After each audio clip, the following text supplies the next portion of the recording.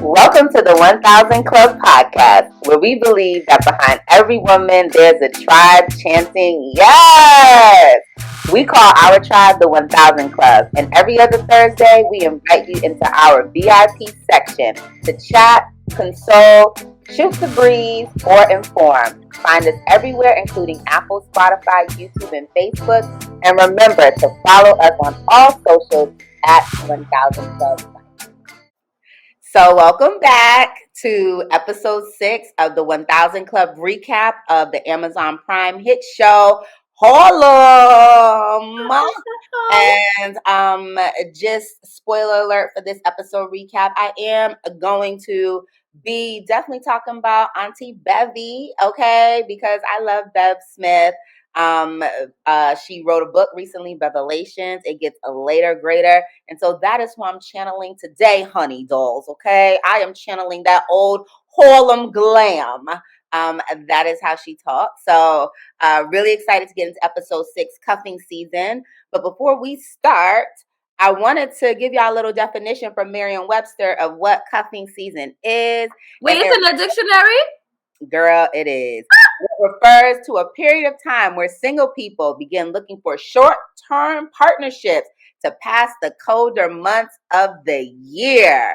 Okay. And then I found on Bonobology, don't ask me who that is, okay, .com, but they had some rules for cuffing season, which are: think wisely before cuffing someone, be honest with each other, be open about your holiday plans, steer clear of sincere attachment, avoid conversations about serious feelings, subscribe to Prime, shout out to Amazon Prime, and their competitor, we won't name them, and have a life outside of the cuffed relationship, okay? Wait, really quickly. How can you share your holiday plans but not want to be serious? I feel like if you tell someone what you're doing, I think because cuffing season is in the winter months, it's just really about just being clear. Like, between December 23rd and December 27th, we will be on break from the cuffing season. We'll have a hiatus because of the holiday, just so that people understand what the schedule is. All right. So can I just say, I like the first one. What was it, like, be careful? What was the first rule? The first one was think wisely before cuffing someone. But I like that because serious feelings. Because cuffing season can turn into baby season. So I like hello. You need to think wisely about who you're gonna be cuffed with. Hello. Okay. Because we also know that baby making season, definitely happens around the holidays, which is why you have a higher percentage of babies born in August and September. Shout out to this. And around Valentine's Day, because Valentine's Day is still cuffing season. It is. But unfortunately, the stats don't support the high percentage births in November. I just read that somewhere, y'all. Like, I don't know why I go down rabbit holes of research at night and just like be researching. But I will support that though, Christy, because I was 2 months premature, so I was a Valentine's Day made baby. Also my mom's birthday, because it's on the 16th. So, oysters turn into babies. That's the story that I've heard. All right. So, now, so with that definition of cuffing season, I want to know first, do y'all believe in cuffing season? Yes. Okay. And when does it officially start for you? I feel like cuffing season starts mid to late November, because I feel like that's when you start to decide. That's when you start to like get close to someone. You start to invite them over a little bit more because it's getting colder. I think cuffing season, the championship round is in November. Okay, the playoffs start in October. You get all the way into mid-November. Championship, you at the Super Bowl. December 1st, it's on. Mm-hmm. I think when I was single, I don't know that I really participated in cuffing season because the dating was happening year round. But I never really had somebody that I was like cuffed to during cuffing season. But when I was in a relationship, I can't even say that because I tended to get into relationships or situationships in the summertime. So I didn't really actively participate, but I'm in full support of cuffing season because it be cold out here and it be snowing, and you just need somebody to, prime and chill with. So I'm in full support of it. Yeah, as a I can't think of participating in cuffing season. I feel like my season is always definitely a hot girl summer. I thrive in the warmer weather, but I think if I did ever participate in cuffing season, for me, that means that it would have to start like Labor Day week in September, right? Because the weather is still like warmer. So potentially it's like you're meeting someone in the summer that then becomes consistent in the winter. Yeah, that's what I would say. I also realize I don't go out much in the winter um because it's cold. So yeah, it would have to start earlier. Definitely earlier for me. I travel a lot in the winter though. I have realized that. But I So think that's why the playoffs are in like October, because you play the season, and then come October, it's the end of you decide. Like I if don't you meet know. someone on October Labor too Day. late. October feel too late to me. But then again, October, November is homecoming season. You know what I mean? So Mhm. you could be out at the homecomings, meeting someone, the Harvest Fest. Those types of activities. Um, yeah, and you meet. Yeah, yeah, yeah. Yeah. Mine gonna have to start in September, especially because I want to include my birthday as a prerequisite. So, are you only cuffed with one person, or can you have multiple cuffing season partners? I think it depends. I think cuffing season is determined by the cuffer. So I think Mhm, the cuffer has multiple players, right, playing during the season. And I think the cuffies also are cuffing too, multiple players during the season. mhm, So yeah, I think you're definitely cuffed with multiple people. However, going back to the definition and like what you think about of like we're spending time together, you probably don't have many people on the roster, maybe because mhm, it does seem like it's a little more time consuming cuffing scene. Like there's a greater mhm. expectation for quality time spent. I don't I don't know. Hmm. I Yeah. feel like you can cuff. I feel like cuffing season is like dating season. You can cuff and date many people as you want to until you find.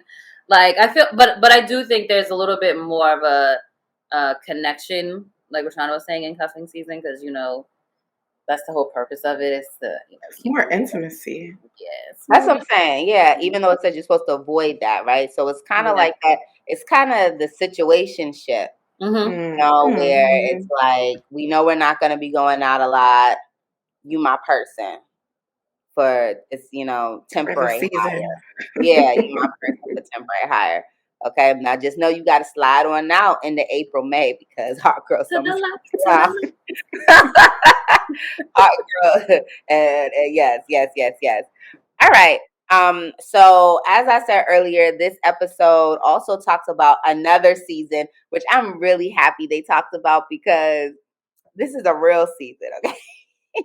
Come on with it. It's a big nigga season, all right? Where you want to be up under something warm. And I do think that that goes both ways. I think that women or people that date men, I should say, as we learned from this episode, are looking for a little extra warmth. And I think that people who date women are also looking for a little extra warmth during those winter months. Have y'all ever thought about have y'all ever considered the season when choosing a potential mate? Yeah. I think. I haven't because I tended to date bigger guys anyway. So once again, it was a year-round thing. That was actually my first time hearing about big nigga season. So that was a first for me. Yeah. Really? Yeah, I had never heard that before. Really? Wow. Okay. Okay. But it's true because all year round is, Christy's down with the teddies. I like Yeah. it. I like it. I like it. Can I just say, I love how Angie and I should have wrote his name down, but I did not. How Angie and her co-star, Eric. uh, Eric. Eric, mhm, Hmm. how Angie and Eric really just went after this, because sometimes it does feel like that, when people who do date by the season. And I will say, I don't think I do this consciously, but it has happened subconsciously. Where like, and I think what it is too is like, for what, I'm gonna we're supposed to keep it on 1,000, okay? So one thing that is I don't like is man boobs, okay? And the reason I don't like man boobs is because I don't particularly have a lot of boobage, okay? And I just don't, I'm not gonna be in competition with you in terms of breast size and cup, okay? So that is like a thing. I know that sounds really shallow, but seriously, that is what's going on in my head, okay? Like we're not, I'm going to win that one, all right? For sure. So I think sometimes in the summer, because people are wearing less clothes, it's more prominent for me to notice those things like size and stuff like that. So I'm able to be like, oh yeah, I really like that physique, or no, I don't know about that physique. Versus in the winter time, people have on more layers, and so you don't always like see those things. Do you know what I mean? And so like I said, I think it was subconscious. However, I do also want to say this, and I talk to Courtney about this all the time. Courtney introduced me to this guy one time, and I used to be an avid, like, skinny man girl, okay? And Courtney introduced me to this guy one time, and I spent the night, just cuddling, y'all. It's cuffing, okay? Just cuffing. And the way I felt in that man's arms, let me tell y'all, after that moment, and he was not even big. He was just more like stocky, I guess, like, Yeah. just had some girth to him, whatever. Mhm. Um, since that moment, I have stopped date like that moment. I don't know when that happened. That was like what, 2013 or 14, something like that. 2013, yeah, maybe. And since that year, I have never talked to a skinny man since. They may be interested in me. I may entertain them, but you have nothing to offer me, sweetie, because that changed my life. So I am now with Christy, that thick men, um, y'all are my pick all season, as long as you don't have man boobs. It's always big nigga season. It's always gonna be. That's It's what it is. always on. It's It's always, always on, it's always especially if you tall, like especially if Oh you yeah. like 6'1" and up. Like, Mhm. I mean, it just like I just can't. But mm, I had we will have to talk about this another time in terms of preferences, because I have like a range, because I have had experiences where I've went beyond my limit, because you want to try new things. And no, I definitely have a range in, in terms of where I feel most comfortable staying. Mhm. Mhm. Mhm. Mhm. So, so that said, in this episode, we also see that Eric and Angie, okay, decide that, hey, we, missed out on the season. Let's cuff each other. So, what do y'all think about that?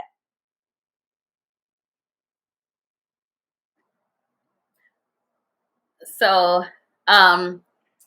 I think it was a little controversial just because Eric is bisexual on the show. So I think maybe people may feel some type of way about that. But I'm like, if you just want to have sex with that person, does it matter? I don't know. In Angie's situation, it didn't matter. She was like, "We going cuff, and I'm gonna be cool with it."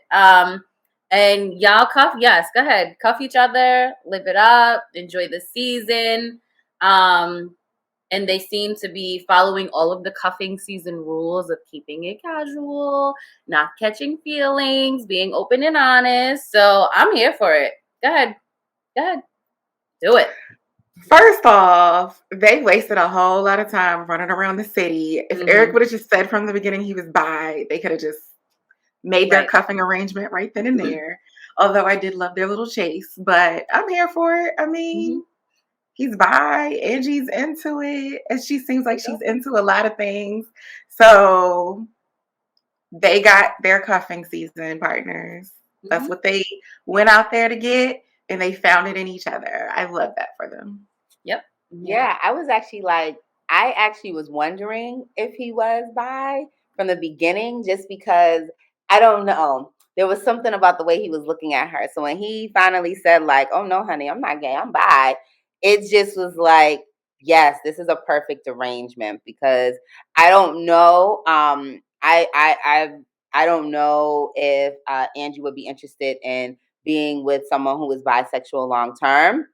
And so I think that it's a perfect arrangement. Like, I like your boobs, I like you, let's see, let's see what's on and popping. And I think it's also important to show that storyline on TV, right? And on an episode, because I do think people are misinformed about people that identify as bisexual, because I think when you identify as bisexual, mainstream just automatically puts you as like gay or lesbian, and doesn't understand the spectrum. So yeah, I kind of like it. I'm not gonna lie. She made me kind of think like,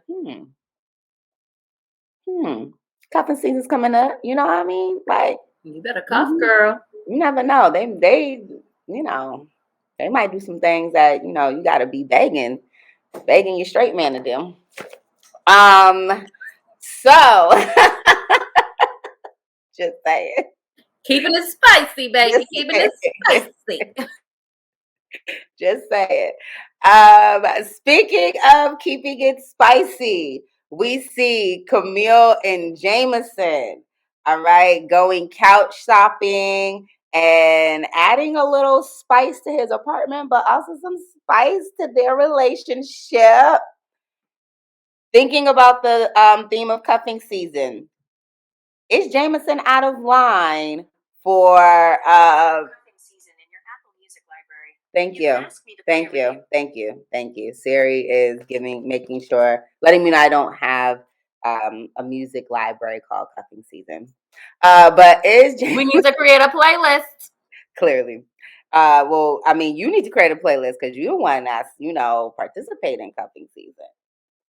Help us, tell us what the playlist is. Um, so yeah, so in terms of Camille and Jameson, what do you all think about his play during cuffing season, from couch surfing to commitment?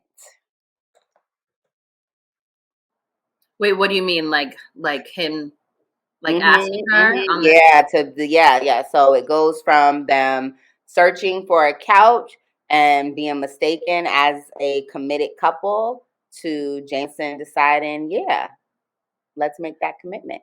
I like it. I think he was thinking about that for probably a little bit, and it was just the perfect time. I think sometimes you just gotta put it out there and be like, nah, this is what I want. Like, that's what we asked for. We asked for men to be straightforward and intentional about it. So he did that. And I think this was a great play on him to be like, let's go search for couches together and have this conversation. And I think I'm here for it.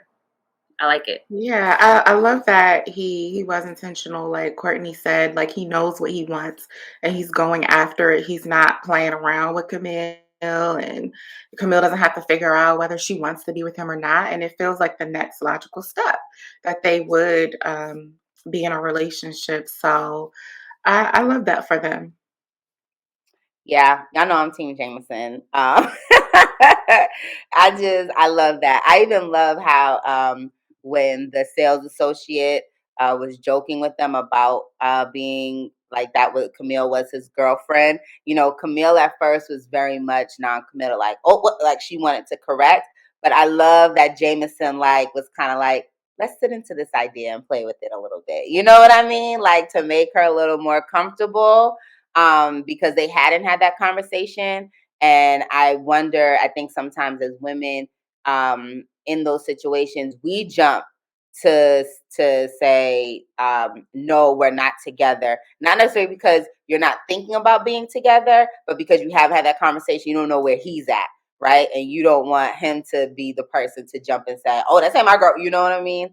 And so I like that he just kind of did that reassurance. I was like, yeah, baby, you know, we're buying this couch together. Like I just I love that. I love that. And I like how he brought it up, you know, like he didn't just let it happen and go. You know, he knew it was something that was a conversation that now has come up and he followed up later. So I appreciate that. Um and then he gets an invite, right, to Ian's soft launch. Y'all bringing y'all new man to your ex-man soft launch? Sure am. That's something I would very much do. That's a me thing. Sagittarius. Chris was like, That, absolutely. that is a Sagittarius right here. Yeah, I would definitely bring Jameson to Ian's soft launch. I think I'm also interested.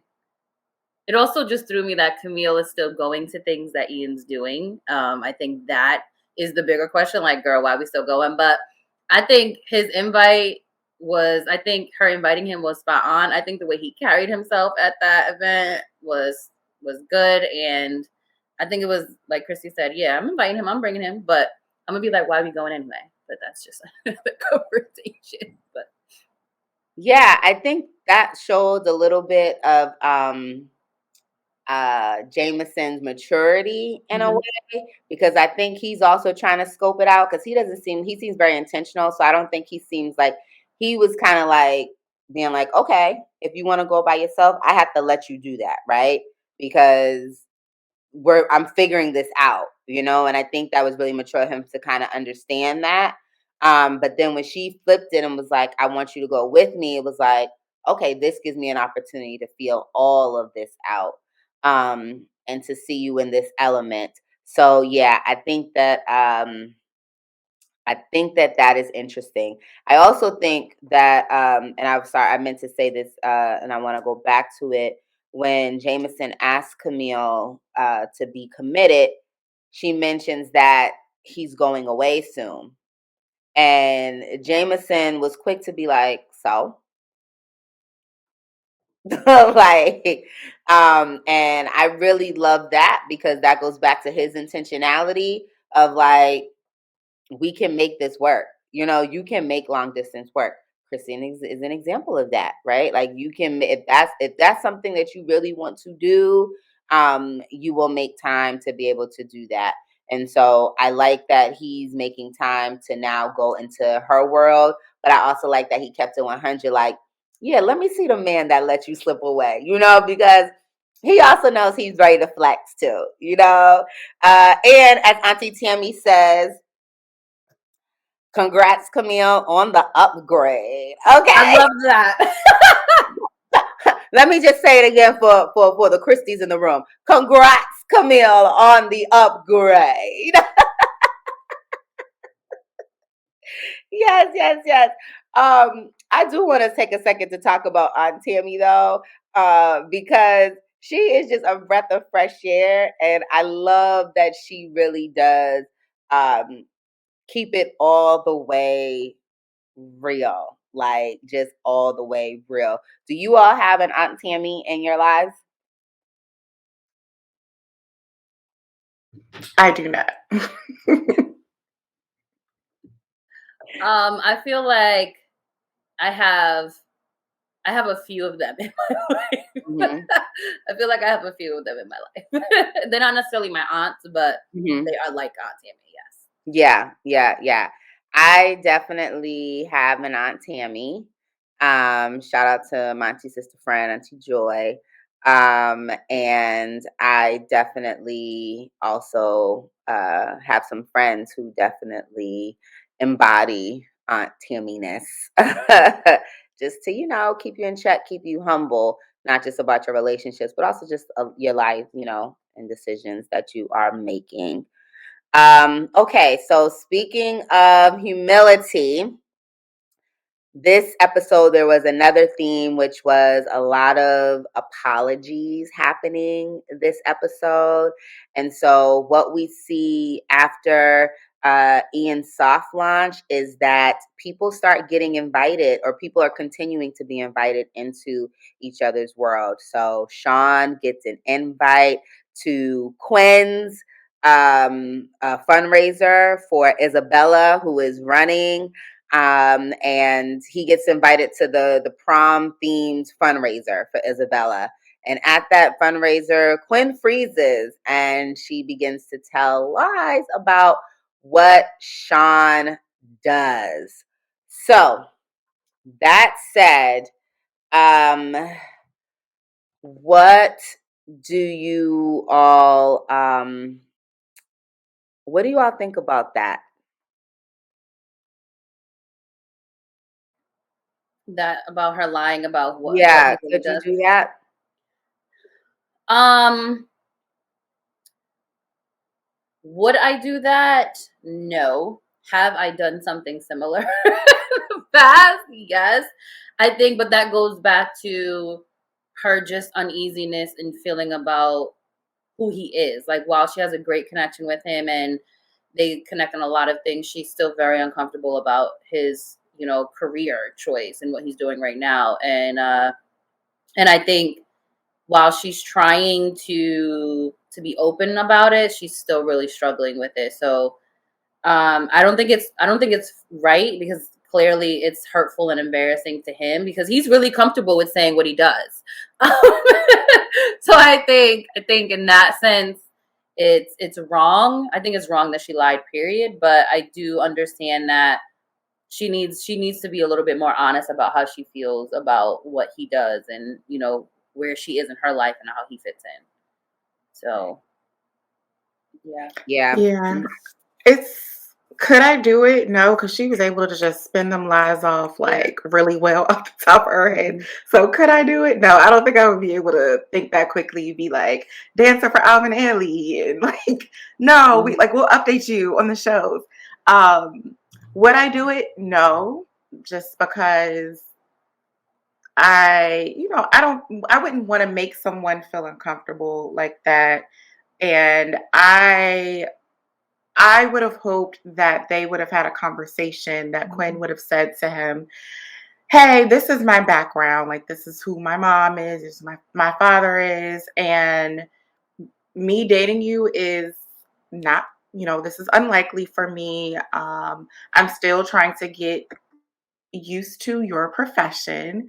And so I'm not ready to introduce you as a stripper or a exotic male dancer, whatever Sean prefers." And so I think there should have been a conversation before she lied like that, because it did make Sean feel, really devalued and just he was really caught off guard. Like he wants to be himself, he wants to be authentic. He's been authentic to her. Why wouldn't he be that in front of other people? And then she just kind of comes in and tells all these lies, and it does come across as if she does not value or appreciate what he does, his profession, or his child, like lying about that he doesn't have a kid, and so Oh yeah, I that's think they right. should have, Mhm. yeah, they should have had a conversation first. And I feel like for Sean, that's a red flag for him, for Quinn, because she did lie like that. And so, I mean, Mhm. his reaction was totally, what's the word I'm looking for?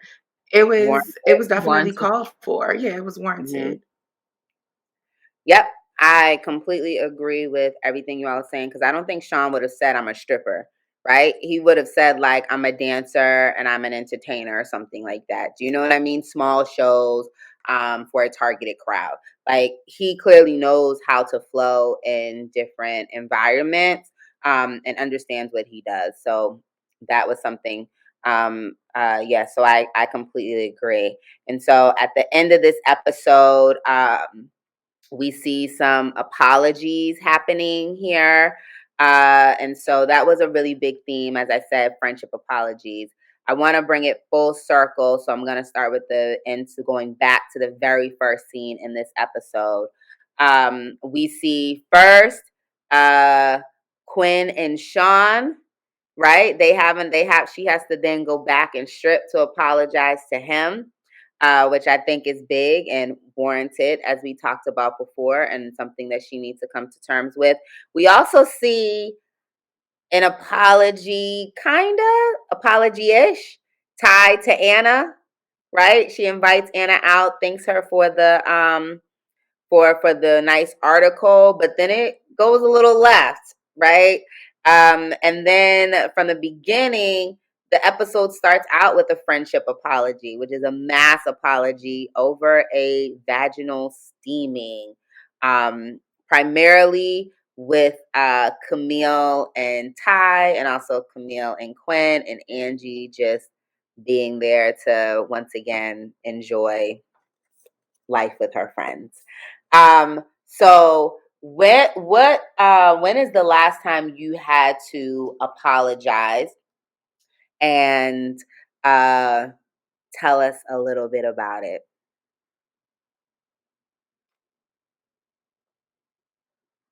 You're on mute if you're thinking. To like a friend or just in general? In general.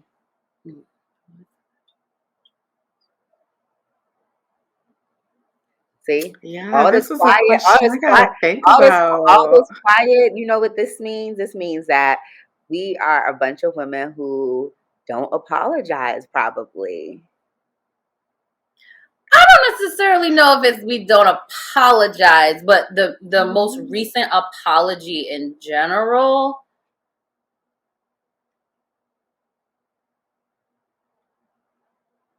I would say the last time I've had to apologize, I think Roshana, we were at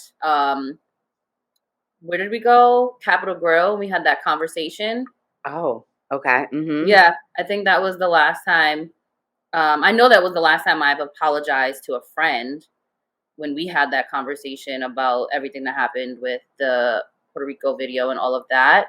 But since then, I don't necessarily know if I've apologized to anyone. I gotta think about that. Yeah, I can't think of when I've apologized to a friend. I've certainly had conversations about certain things, but not so much like an apology. I'm trying to think. And when we think, that's kind of what the girls did, right? That's also kind of what Ty Mhm. tried to do with Anna, right? Where it's like, it's interesting people's definitions of apologies, because in those Mhm. situations, I don't know if any of them ever actually said that they were sorry, more than they had just a tough conversation where they came Mhm. to terms with each other's views, which may or may not be an apology for someone. You know, we look at Anna, she's like, what did you call me out here for then? Do you know what I mean? Like, Yeah. I will share, and this is not so much me, but I had a friend who recently tried to clarify something they said to me, and I really appreciated it because I didn't take it in any type of way. But she reached out to like kind of explain, she was pretty much, she had said something in response to something that I said, and this was in a group text. And if she listens, I hope she's okay with me sharing this. But yeah, so it was in a group text, and she pretty much had said to me aside out of the group text, like, oh, I wasn't saying this or whatever. Like, I was saying this is what I meant by what I said, but I hadn't said anything about it. So I really appreciated that she thought about how it could be perceived, especially in text. I really appreciated the thoughtfulness behind it, even though I didn't feel any type of way. Because when she said it, I was like, "Oh yeah, girl, like I didn't think that. And especially because there was context. We had had a conversation related to what was said in the group text. So because we had had that conversation, I didn't feel any type of way about what she said. So I really appreciated that thoughtfulness. And I think when you really like know your friends like that, you can kind of, maybe sense like, all right, what I said may be perceived in the wrong way, or that wasn't the intent behind what I said, especially when you're dealing with text messages because it's hard to decipher tone. So I really appreciated the thoughtfulness from that friend. Yeah, the last time I apologized was this week actually, and it was a really kind of like a continued apology, which I hate. Okay, one thing about me is I am going to apologize once because that's when I'm really sincere about it. I'm not going to apologize more than once. But because this was a business situation, I had to apologize again. So essentially, what happened is I had a client who was looking for a certain product, and I referred her to someone that I know who makes this product. It was not a good working relationships, although the products were delivered and everything. It just wasn't a good match, right? In terms of fit. And so at that time, I apologized, of course, and then I also made changes to my referral process. And also, we'll be thinking um, differently about who I refer for business in the future because I just, I can't refer people to my clients and then like my clients are coming back dissatisfied, right? So then what ended up happening is it's tax time, and so businesses are looking to finalize their tax documents and to begin to write off their business expenses, and also independent contractors if they have something. And so it came up again because there was still just not a great working relationship with that. Although I do agree with the person I referred from that that wasn't the appropriate tax request, but I still apologized again. Do you know what I mean? Because it's like now this is happening again, and I had to apologize again. And that was like not a great experience for me because it is my business, and I pride myself on knowing people who are professional and can do quality work. And one thing about me, anyone knows, is that when I put my name on your name, if that it does not go well, no, that's the last time I do that. Because I take pride in who I refer for things, especially when it reflects back on me in some way. So so yeah, that's the last time that I apologized. So that's my story. And in the end, it all works out for our girls in Harlem. We see that Jameson meets the friends. They do a really nice toast, which we will also do, but only to pour one out for the homie, because it ends in a fall. Ty falling on the train in pain, and we will get into that. So we're gonna do a quick toast and pretend to do a slight pour out for the homie Ty. All right. This is the end of episode 6. Recap. Man,